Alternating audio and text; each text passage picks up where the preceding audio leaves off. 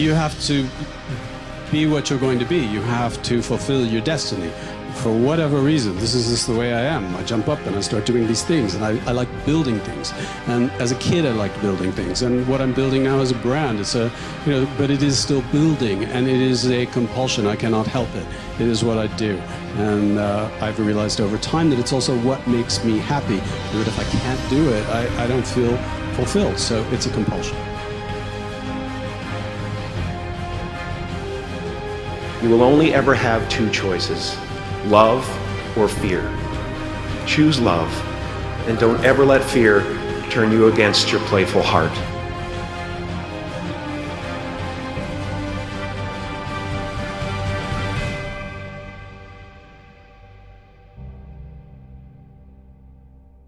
First-time entrepreneurs tend to miscalculate is everything. What I mean by that is optimism has a place, but I think even more so for the first-time entrepreneur, you need to be pragmatically pessimistic. What I mean by that is you need to define all of the worst-case scenarios in terms of financial loss, time loss, etc. Look at what you will learn if that happens and accept and come to terms with that before you ever start. If you don't do that and you go straight into battling the world, trying to conquer the world with rose-colored glasses on, the first time you hit a major hiccup, you're going to become really demoralized and you will quit.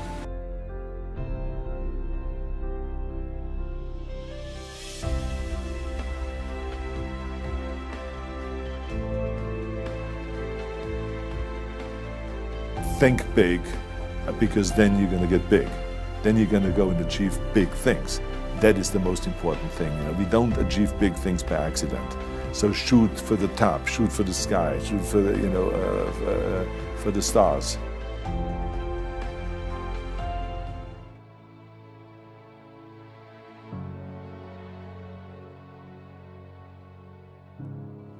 I think great entrepreneurs must have the curiosity to kind of metaphorically see around the corner. What's coming? What can I anticipate that other people don't see? And then you must have the courage of your convictions to execute the strategy.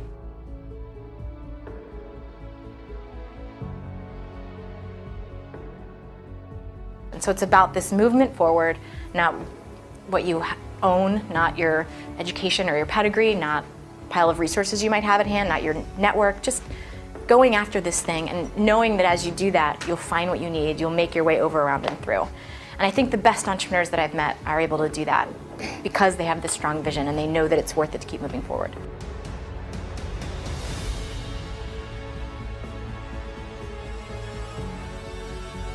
Larger, more established entities can't move as quickly as you can. And success and scale and size all fight against this. And I would encourage you for the longest possible time as you sort of start your own companies to look for ways to stay agile.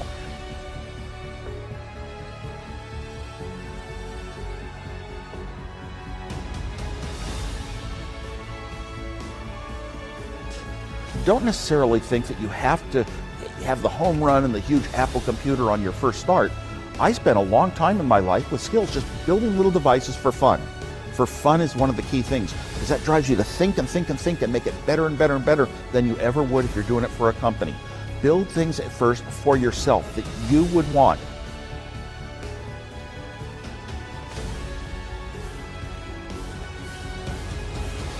Every single artist goes through that. And I think a lot of times you think that the great writers are the people, they just write hit after hit after hit, and they do, but it's also because they get through all the terrible songs first. And I mean, I think that's kind of every single artist's story. And I love to tell, when people ask, what's your best advice for, an upcoming musician or anybody, I think it's that you have to be able to rise from the failures is what makes a successful person, because everybody's going to have mishaps. They're going to fall down, and it's, the people that continuously pick themselves up that are the ones that are going to find their voice, make it, whatever you want to call it.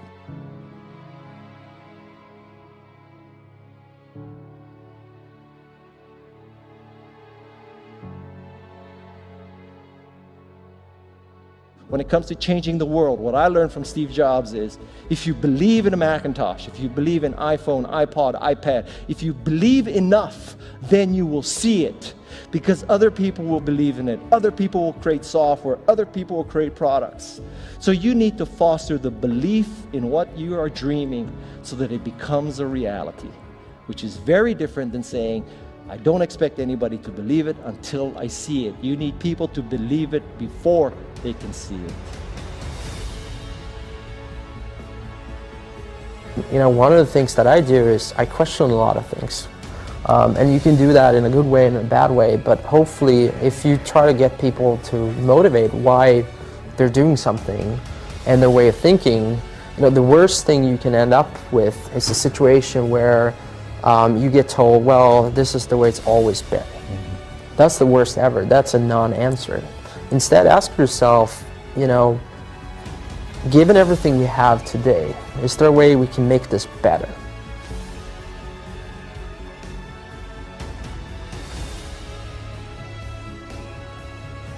Don't think about how do I get big fast. That will happen if you actually build something super meaningful and super important. So don't think about, you know, what is the quickest way to success. Think about what is the best way to building something important that the world really needs.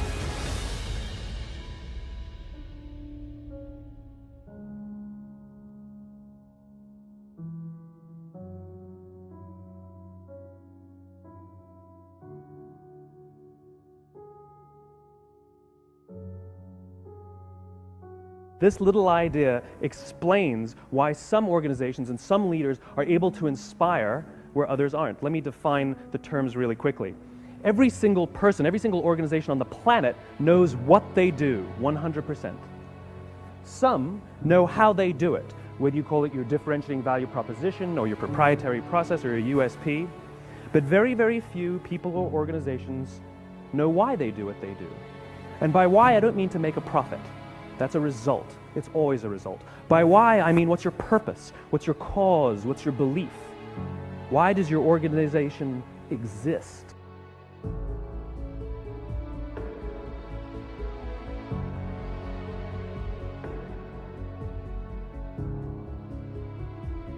So when we see a kid with a lemonade stand, it's different than when we see a vending machine selling lemonade, even if it's exactly the same product, because the story around it is what people are paying for. So when I meet small business people, all I ask them is not what's their balance sheet, but what's their story. Why should I pick you? Why do I care about what you're doing? And if you start giving me all this inside baseball statistics about why you're 2% better than some other competitor, I'm already glazed over, because that's not part of the way I see the world.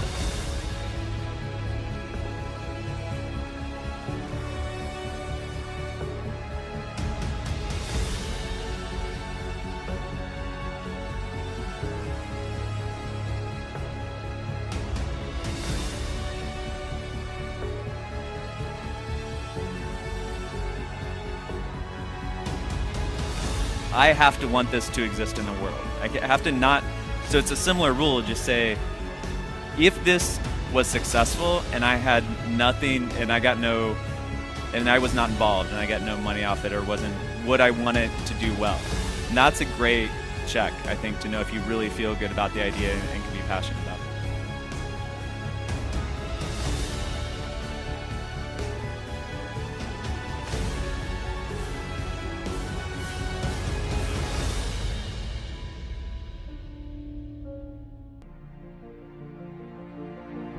I feel so strongly that the reason I'm here is I dreamed big dreams. I dreamed the kind of dreams that other people said would not be possible. I'm also living proof. This isn't a Hollywood movie. I come literally from the other side of the tracks. If you saw where I grew up and we took a picture of it, the neighborhood, the setting, you'd say it's impossible that someone could come from there and get here. But it is possible. And not to sound too trite, it's possible because we still live in a country where the entrepreneurial spirit is so alive and so well. And anyone in this country, if you dream big and surround yourself with great people, and leave your ego at the door and share success with others and have a little luck along the way, you can do anything. But there will be people along the way, and I remember this, who will say to you, you know, you're dreaming too big. It's not possible. Those things just can't happen. Don't allow anyone, friend, family, acquaintance, teachers, whoever it is, don't allow anyone to tell you that what you are dreaming for yourself and your family is not possible. It is possible. Don't be one of those people 20 years from now are going to be walking around in a 9-to-5 job, miserable and angry and bitter because you let your dreams get away from you because you did not believe strongly enough in yourself and what was possible. Don't allow that to happen. This is an unbelievable time. And I can't encourage you enough to continue to think that things are possible and that your dreams can come true.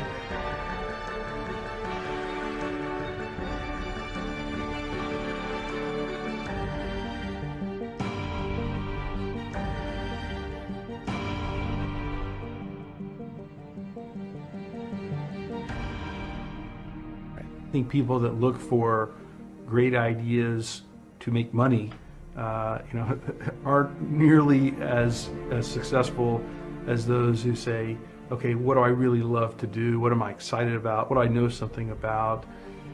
What's kind of interesting and compelling? If you know exactly what you want to be, you need to spend as much time with people that are actually that already.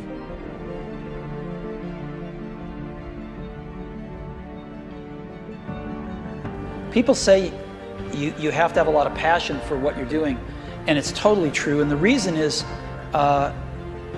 because it's so hard that if you don't, any rational person would give up.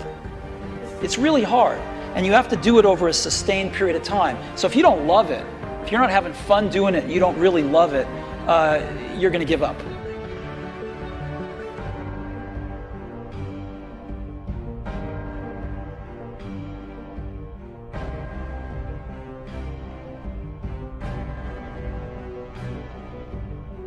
Is life about how much you've done with technology, how much you've achieved, how much money you made in your life?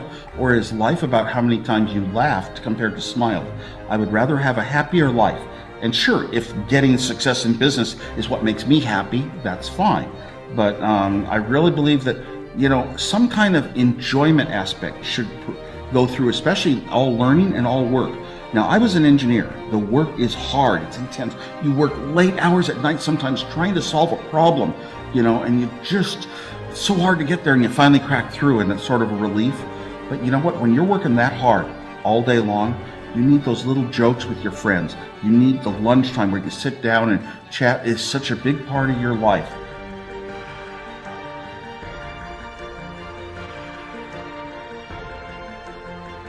I think my biggest tip is just get started. I meet a lot of young entrepreneurs who have good ideas or bad ideas or some ideas, and you don't want to be a person who just talks and talks and talks. You have to actually go and do something. And don't worry about if it's the perfect thing or not. There is this myth of entrepreneurship that you'll have the one genius idea and suddenly everything falls into place. It doesn't work like that. It's a hard slog. There's a lot of things to do wrong, a lot of things you'll do right. The sooner you get started, the sooner you'll get somewhere.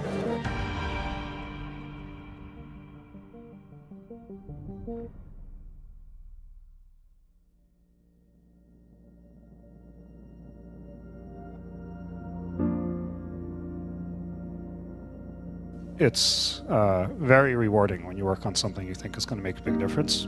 And yeah, it's a little bit harder, but I think the passion that one might bring with it brings so much more energy to that you're more likely to succeed.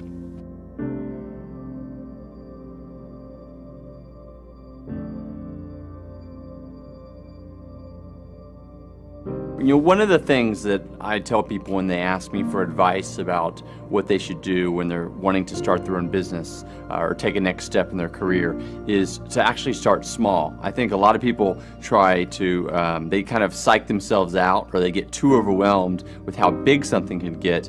But the truth is, you really just got to start small, and you got to prove it before you scale it. Try to do something that you would want to do anyway, whether it's, it doesn't necessarily have to be a very successful business, because when you do decide to become an entrepreneur and start a business, chances are it's not gonna become like a multi-million-dollar business. So at least do something that you love in the beginning, so that even if it fails, you'd still enjoy it.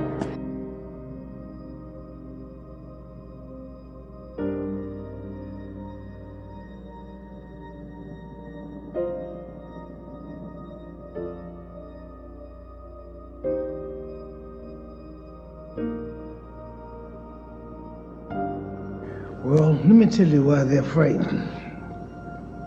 Some people can see farther than others. Some people are impressed with limitations. We all live in our own world of limitations, and some people can see farther than others. So therefore, when people judge what I'm doing with their logic, it can't be done. Their reasoning says it can't or shouldn't be done. Their knowledge of history says it can't be done. So their reasoning, their knowledge, and their logic clashes with my superior belief. Therefore, the result is they don't believe.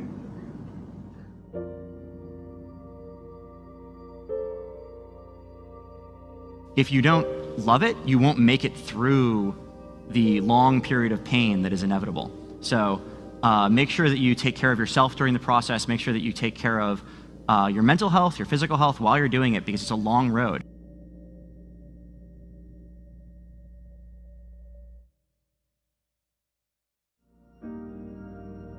Even today, I look at the old films, look at myself. Sometimes really smile. I'm glad. Even I know I get hurt, I broke my ankle, I'm so happy I did it. You might get hurt, or you're learning a piano, you're learning a martial art. Learn whatever you can those years. Like me, I just do. 10 years later, now, forever, the things you learn or the success I have, forever. Don't regret one day, do it when you were young.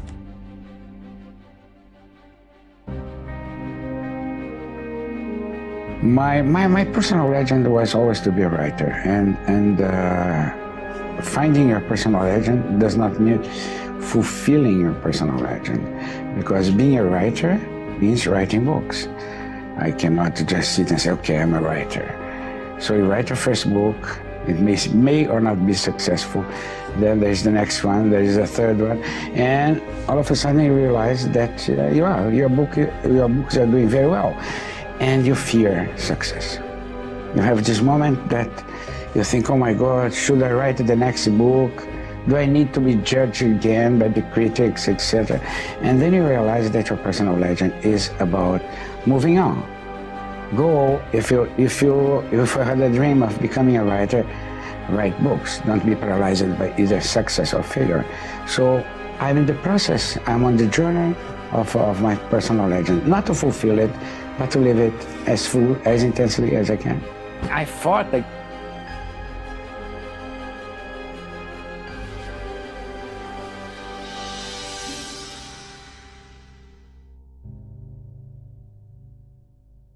nowadays, if you want to commit to something and do something positively, you have to commit yourself. You have to schedule it in your life and build your lifestyle around it.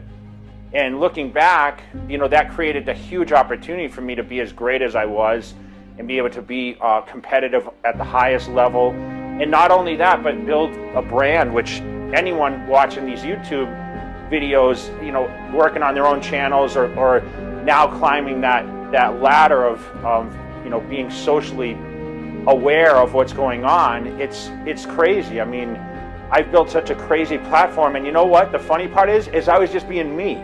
And that's the most important thing. You just be yourself. And I keep preaching that over and over is you can't copy this guy or that guy. You just have to find a direction that works for you. And I can't stress it enough, but you have to be dedicated and you have to stay committed to it.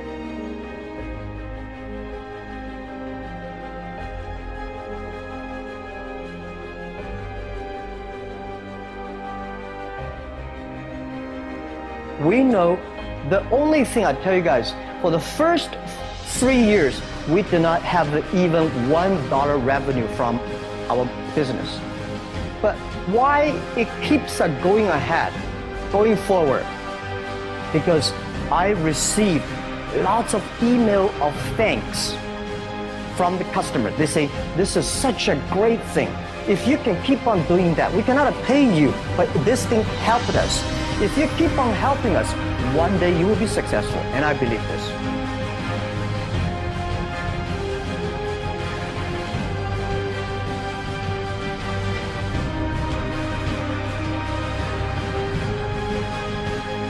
I can tell you from experience, the effect you have on others is the most valuable currency there is.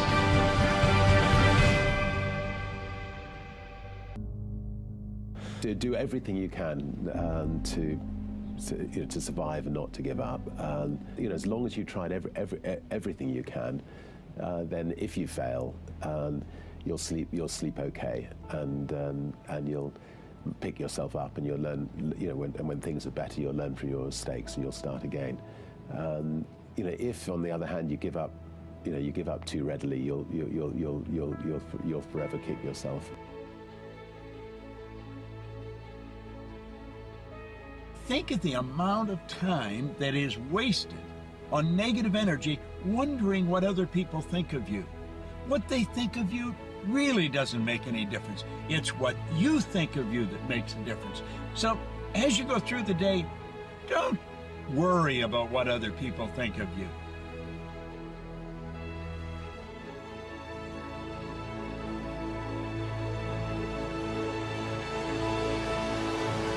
Dedicate a certain amount of time to the business. 2 hours a week, 4 hours a week, 50 hours a week. No matter what, it starts to compound after the year 1, after year 2, after year 3. If you dedicated 2 hours a week to, this new hobby or love or, business, at the end of the year, it's over 100 hours put in. Don't be in a rush. First of all, learn all the mistakes early. And then have some kind of strategy. Know that this is where you want to be after year 1, 2, 3, 4, and 5, and you have to really be honest with yourself.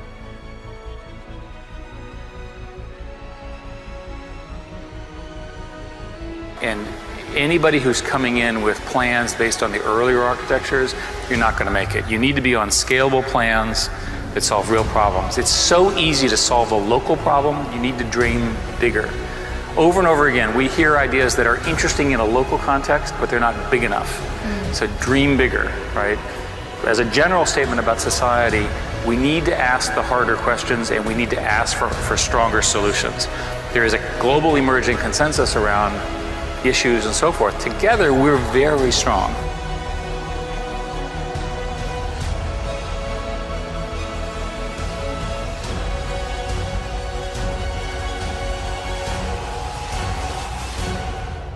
This world, and the importance of actually, going through the process of understanding what the problem is and then figuring it out yourself. And every now and then you need some help, that's fine. But if you get too much help, you never figure out how to do things. And you don't develop the grit. And some of the older folks in this audience are shaking their heads. Yeah, you got to have grit. And grit means getting turned away from things 14, 15 times, calling someone every 2 weeks, every day for 5 months. And then finally it materializing in something that you want. And discovering the joy of figuring things out means, fight through those problems, understand and learn how you address those problems, and come up with the answers to those with the answers to those problems in a solution that is uniquely yours. That's an important part of growing up and solving problems, because if you can't solve easy problems now, you will not be able to solve difficult problems later. Most people are living in poverty. Most people are living far below their potential, not because they don't have the capacity, not because they have not been given authority and dominion over everything on the face of the earth, but most people are living like they're living because of the fact that they don't believe they can have any more than what they now have. You see, the difference between a school teacher and an entrepreneur. In school, they punish you for making mistakes. Entrepreneurs know you're not going to learn anything unless you make a mistake. So I've made so many mistakes. I mean, last year I made a lot of mistakes. But each mistake I make, I get smarter. Just like standing up and falling down, standing up and falling down.